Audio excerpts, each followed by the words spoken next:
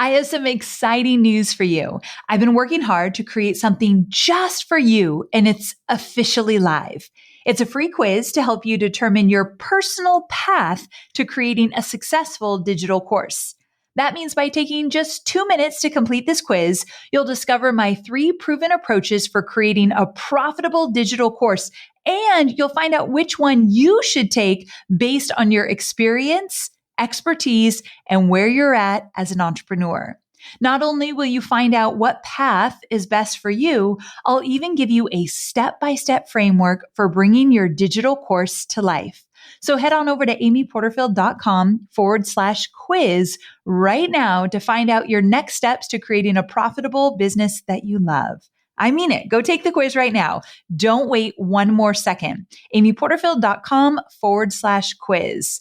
Your future business and digital course is waiting for you to take this first step. I cannot wait to see what you create. So amyporterfield.com/quiz to get started creating your stellar and profitable digital course. All right, let's jump into today's episode.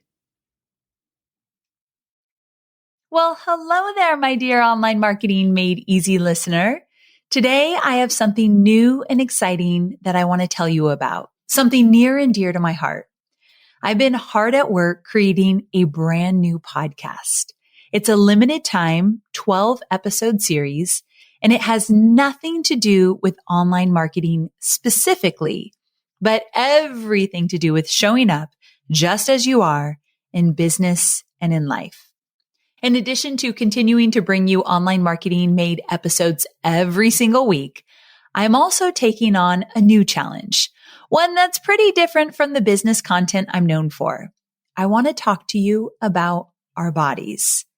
I don't exactly love talking about my body publicly, but that's exactly why I've pushed myself to have the conversation out loud.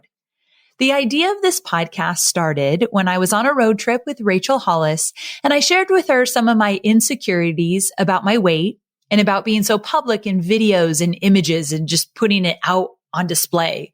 And then that conversation moved to us talking about weight issues and body image challenges on her stage at Rise in front of 4,000 women. Yeah, that's how Rachel rolls. And I thought I might die, but I didn't. And then that conversation led me here, telling you about a new podcast that I'm hosting in partnership with Rachel Hollis's production company, 3% Chance Production. The podcast is called Talking Body. Now, I know you might be thinking, whoa, that's out of left field coming from an online marketing expert.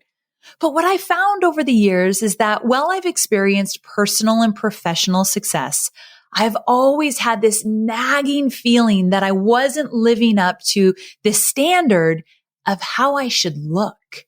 And I've shared this before, to compensate for my ongoing battle with my body, which I always see as my weakness, I've always sought approval in other ways, like overachieving, especially as an entrepreneur. And while this is the most vulnerable I've ever been, in this series, I'm on a mission. I'm on a mission to get some clarity and understanding around the ever-evolving journey of body image and self-acceptance. And this is not just about me. So many of you have told me that you don't want to be on video. You don't want to take pictures for your website. You don't feel comfortable taking up space even in your own businesses. And I know that if we tackle this hard, important subject together, many of you, my dear listeners, will find the courage to stop hiding and start playing a bigger game. I know this to my core. When it comes to business, I've always been the teacher. But when it comes to body image and self-acceptance, I have to be the student. And I'm hoping you'll come along on this journey with me. I'll be speaking with body image experts and thought leaders, as well as women from all walks of life. And I'll venture way outside of my comfort zone in the hopes that somewhere out there is someone who can help us sort out all of the complicated feelings about our bodies. Ultimately, because I am the student, I personally want to find the answer to a few questions that have been nagging at me for a while now. One being, can I love my body and still want to change it? I do still want to lose weight. And also, do I own my self-image, or is it just another product that I post online? And how does my experience as a white woman differ from those experienced by women of color? So these are just a few of the many personal questions I want to explore. This is a podcast that will bring you real, raw conversations around body image and how it affects our personal and professional opinion of ourselves. This all relates to the work you're doing building your online business. I can't promise you that at the end of these 12 weeks, we'll have all the answers, but I can promise you that I'll be right there by your side for the whole thing. So my friend, while this is a big, bold leap for me, I want to invite you along with me for this eye-opening and transformational journey over the course of these 12 episodes. And I wanted to give you a little glimpse of what this will look like. So enjoy this clip from my interview with Rachel Hollis, where we announce talking body.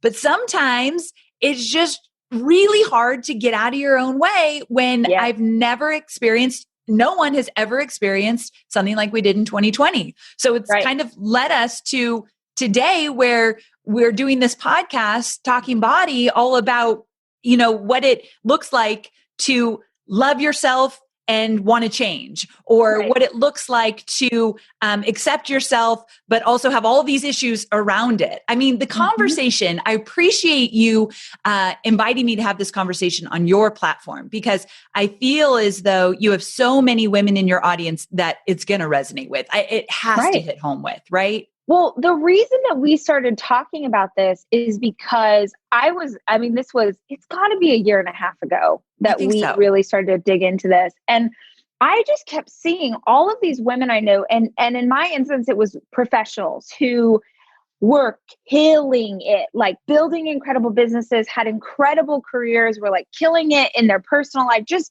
awesome. But we'd sit down and we'd talk, and then it would be like, yes, all of these things, but why don't I have six-pack abs? Yeah. All of these things, but I should be a size 4. All of these, like, they had done so many great things, but they couldn't even be present in the successes because they felt like they were a failure because of something going on with the way they looked. And that to me just felt wild. Like, how could we possibly, this is not a standard that exists for men, right? Like, you're free, like, look at CEOs and leaders, and you're just like, okay, that's what you look like. And you're also wildly successful. And the only thing you're owning is the success piece. But for women, it's like, no, you have to have it all perfect, and perfect based on someone else's narrative, maybe not even your own, or you're failing completely.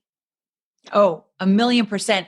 I have always had this thought in the back of my head, even though I've proved it wrong, it doesn't even go away, that I cannot be successful in my business overweight. I cannot be successful as a bigger girl. I cannot be successful if I don't look a certain way. And then in my head, Rachel, this is where it gets really scary.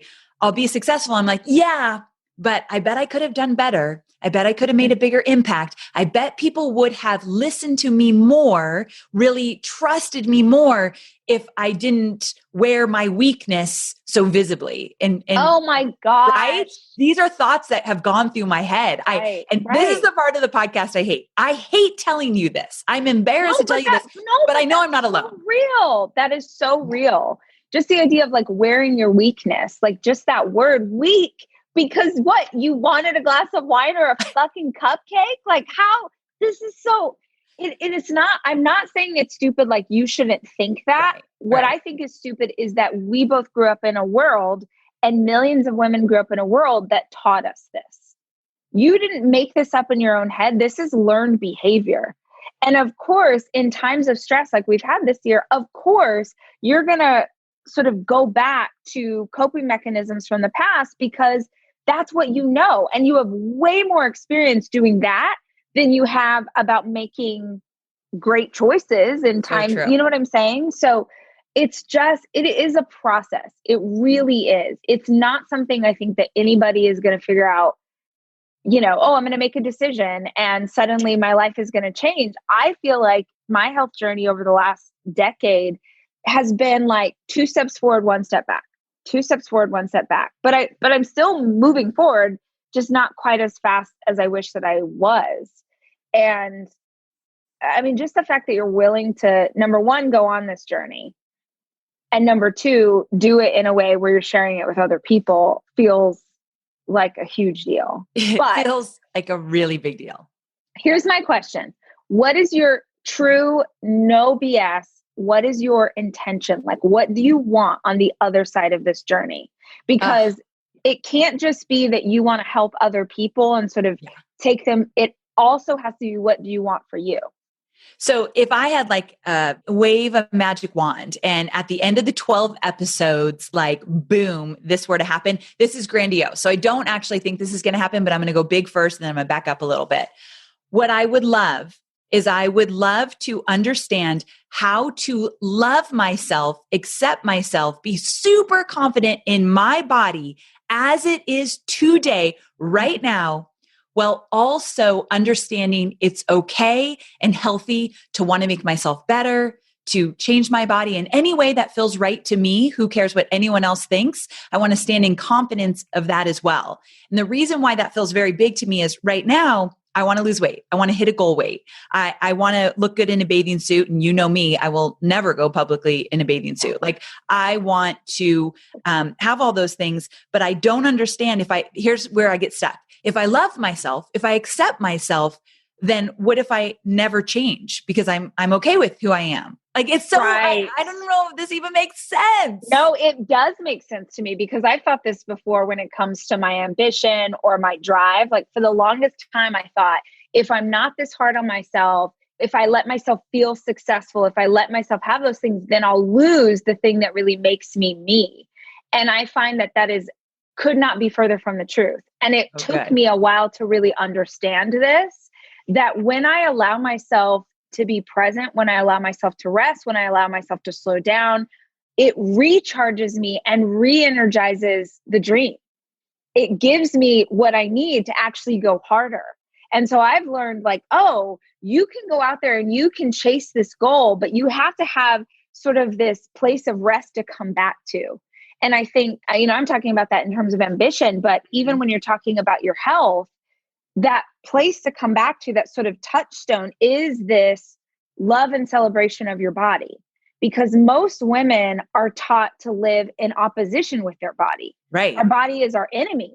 Our body never does what we want it to. It's always letting us down. And it's like, well, shit, everything in you is wired to believe that like you're wrong. Do you know what I mean? Like that there's something fundamentally wrong with you, instead of accepting like, look at this thing that it's doing. And here's an interesting thing too. Like, okay, this is going to sound woo-woo, just like go with me. Every part of you is you. So the part of you, your brain and your spirit and your energy and your ambition that made you successful in business, that built this incredible life you have, is the same part of you that rocks those exact thighs, that booty, those boobs, those arms. They're all connected. But it feels like, and I'm sure there's, I know you're going to talk to all sorts of different people, but I feel like what we most struggle with as women is the disconnection. That I'm going to love the parts of me that work in the way I think they should, and disassociate from the parts that I think don't. Oh, 1,000,000%, which is why, like in business, so many of my photos and videos, at least in many first 10 years of my business, maybe not as most recently because I've been working on this, are like boobs up.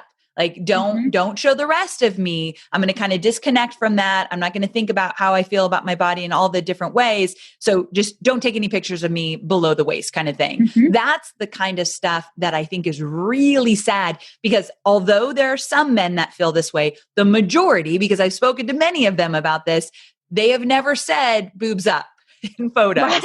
Right. It's not even a thing. It's a you thing.